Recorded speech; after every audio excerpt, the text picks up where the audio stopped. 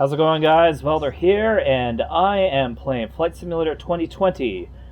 I am currently in Nalchik because, well, that's my go-to sandbox whenever I review a new sim, new plane, new anything. And I have to tell you that the differences between Flight Simulator and DCS World in terms of graphics is stunning, and you're about to see why. Because when it comes down to it, DCS just simply doesn't compete. So yes, currently in Nalchik, and you're always going to have the annoying air traffic controller talking to you, but that's not too big of an issue. Needless to say, welcome to Nalchik. You'll notice that just merely taking a glance at it, it is way more beautiful than what you get in the DCS version. And I'm not trying to knock on the DCS version. Wags and the development team have done a really good job with the terrain. It's just that the way that Microsoft has gone about things, they pretty much aimed to make it not only as beautiful as possible, but to make it as accurate as possible as well. I could actually do several things, such as visit my own house, visit my old house, visit the schools that I went to, the jobs that I worked at, and the places that I go to regularly. Not only that, but I can fly wherever I want in the world. I can revisit places I went on vacation. I can go to new places that I didn't know. And in fact, I could go into restricted areas such as North Korea or Western Sahara. I do believe that there is a borderline that nobody outside of it can cross because it's owned by, I don't know, someone from Morocco could probably tell me. But either way, yeah, I'm going to be doing a few stunts, terrorizing the poor civilians of Nalchik. But yeah, this is absolutely crazy, stunning, beautiful. Not much that I can really say about that. But yeah, I always wondered what Nalchik was like whenever I started with DCS World. I was also very curious because in the original Flight Simulator 10, it portrayed it as a bigger city than what DCS World portrayed it as. So it is something to take into consideration. Plus, if you notice that all these different assets, you can tell that they are base standard assets.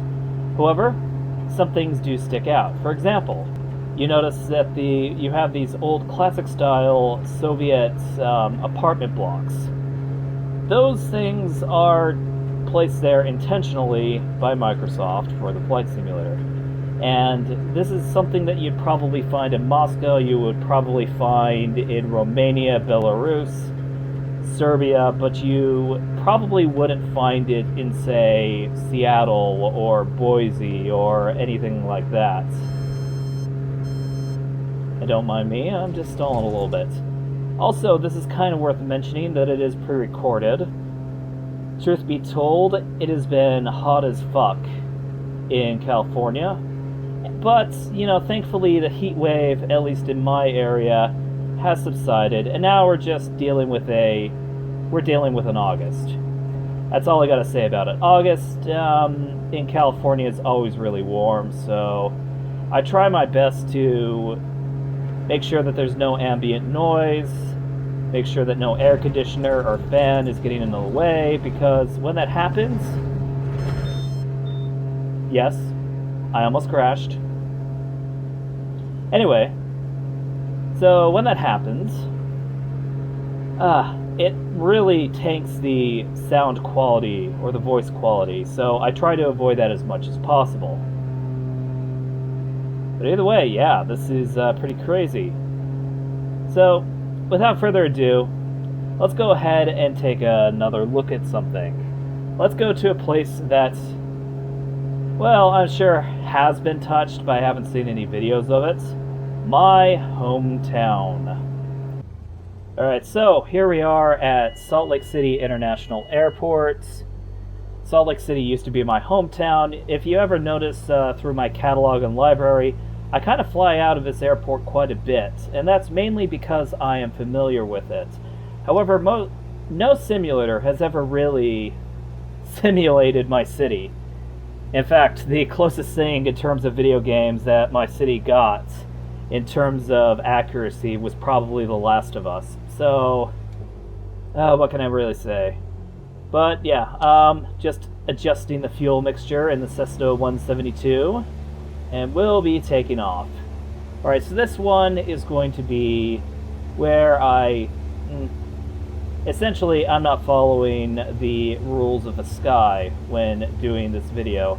Now, there is a multiplayer available and a VATSIM available for Flight Simulator 10, and from what I heard, they take this very seriously. I have to look it up, and once I do, I'm going to take a look and see. Maybe then I can, behave appropriately in these flight sims. Because when it comes to air traffic control, if there's a multiplayer that takes air traffic control seriously, then I respect that. No point in burning bridges, getting on other people's skin, or anything like that. But here's something you would never do. So, the thing is that Flight Simulator has, or not Flight Simulator, but Salt Lake International has 4 runways. 3 of them big, where big jets fly. I mean, I'm kind of mixing my words here. But normally, when you fly out of here, you will cross the numbers over the runway. I'm actually cutting across over, and that's something that air traffic control never allows. But all things considered, since there's no plane out here aside from mine, I'm just going to, do what I feel is necessary to show you my hometown or anything like this. So, a few things first is that you'll notice that in this game there are several inaccuracies, several bugs. Like, you'll see buildings on streets. This is the general aviation side of the airport, and it looks nothing like the real-life counterpart. So, obviously those sceneries that you get, they really do emphasize a few things. If you don't get the sceneries, or the sceneries are not available, such as in Salt Lake's case, you're gonna get stuff like this. Also, for some reason, you get random trees on the ground. So, as much as I want to praise the graphics, you will quickly learn that there are some things in the map that will ruin the immersion. So, either way, let's go ahead and continue with the tour. So, what I'm about to fly over is Interstate 15. It connects, starts from San Diego, goes all the way to Montana, and eventually into Manitoba, Canada, or Canadian border, then it changes. So yeah, that's the freeway. Otherwise, the road that you see with the red center, that is North Temple. So North Temple, the reason why it has that red square is that that's where you have the mass transit, where you have the trains going. So they reserve space for that. I love that they detail that in, but that is a satellite version. But we are heading pretty close towards the less industrialized area of Salt Lake and more into the downtown area. So yeah, this is generally North Salt Lake. Interesting neighborhoods right here. I believe, and correct me if I'm wrong, I believe this is Rose Park. It's been a while. I no longer live in Utah, but, something to take into consideration. But yeah, so what am I absolutely hate when these guys interrupt me, but yeah. Salt Lake Tower Cessna Alpha Sierra X-Ray Golf Sierra frequency blah change. blah blah wah wah wah wah. Alright, so the biggest selling point obviously is the fact that things look very realistic. Now, the buildings are definitely auto-generated, and they put in a lot of effort to make sure that they are. Some of them are real landmarks, such as the buildings that you see there.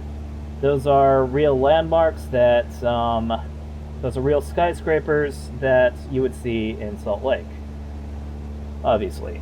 So the biggest selling point is in fact the graphics, is in fact the terrain, and the aircraft interiors are also looking pretty gorgeous. However, one of the things that may or may not be nitpicky is that DCS kind of has them outmatched in that regard. See, notice how this Cessna aircraft is completely clean. This looks like a brand new aircraft that just rolled off the Wichita factory.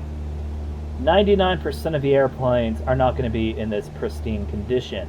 DCS, on the other hand, will have cockpits that show like subtle wear and tear, where people have been good enough to take care of their cockpits, but you can obviously tell that they are used. So, yeah, that's always something that I noticed, and it is something that a YouTuber by the name of Lauby pointed out. Also, you will see buildings pop in, like, for example, you have this random building in the end zone of the stadium. But you'll see several things, such as that dome. That dome really belongs there, which is, I forgot what it is, I believe it's an auditorium for the University of Utah. I'm getting a lot of maybes and possiblies and whatnot. But yeah, generally in this area, it's pretty much heavily part of the University of Utah. Over here, I believe those are dorms. If not, they are apartments. There's some medical centers here, classes, stuff like that. And then we start heading south, and we get into the... Well, actually, no, the avenues are a little bit north up here. But the thing is that on the east side of Salt Lake, you notice that there are a lot of houses that are built on the mountains. That is not a glitch in any way, shape, or form. These houses are in fact on the mountains. In fact, some of them are so high into the mountains where the angle is so steep that half the house is actually inside the mountain itself. You might also be noticing that there are a bunch of freezes. That is because Flight Simulator 2020 is very, and I mean very, CPU intensive. For some reason, I believe it's loading. I checked with the task manager. My video card on these settings seems to work really well. My processor, which happens to be an overclocked 7700K, struggles a little bit. And I don't know how on earth it can struggle with this, but generally my prevailing theory is that when you move to a new area, eventually it's going to have to process and load all the information that you're getting from the Microsoft Cloud to get all this information. So that is my theory, but to have an i7 processor that's not too old struggle with this kind of gives you an idea. Plus, I heard from Linus that an RTX 2080 would not be able to handle ultra settings. Apparently, this is the new crisis of gaming, as to say. Anyway, regardless, we are heading towards this place called the Cove, and this is where I used to live. In fact, my high school is right there, past the hiccup. I see the baseball field, I see the football field, and some weird houses right there. The courtyard, surprisingly, that high school is appropriately modeled. Over there is a strip mall with a grocery store. Those multi-story buildings are not supposed to be there. So, I don't know what the deal is with that, but generally there's a bit of randomization auto-gen that still prevails. But yeah, this is my old neighborhood. This is a junior high. It is inaccurate because there is no way you're going to get a six-story school in Utah. Because I do believe that fire regulations prevent a school from going past 3 stories, I want to say. Just a fun little fact. But yeah, so the road that you have off to the left, that is called Wasatch Boulevard. Not the freeway, that would be the 215. But the road that's hugging the mountain, that is... yeah, that is Wasatch Boulevard. So yeah, this is essentially, Salt Lake City in a nutshell. I mean, it's a fairly big city. I mean, biggest city that you're going to have up until you get into, until you get up into, let's say, Canada. It is the second biggest city, I believe, in the entire mountain time zone. First, obviously, being Denver. But so far, yeah, there's not a whole lot I can say, though off to my right you will start to see some interesting buildings. See, over here, this is where all the rich people live, so you get to see a lot of mansions. But, yeah. More so than that, I am going to swing by, and I am going to land back at the airport. So I will see you guys there.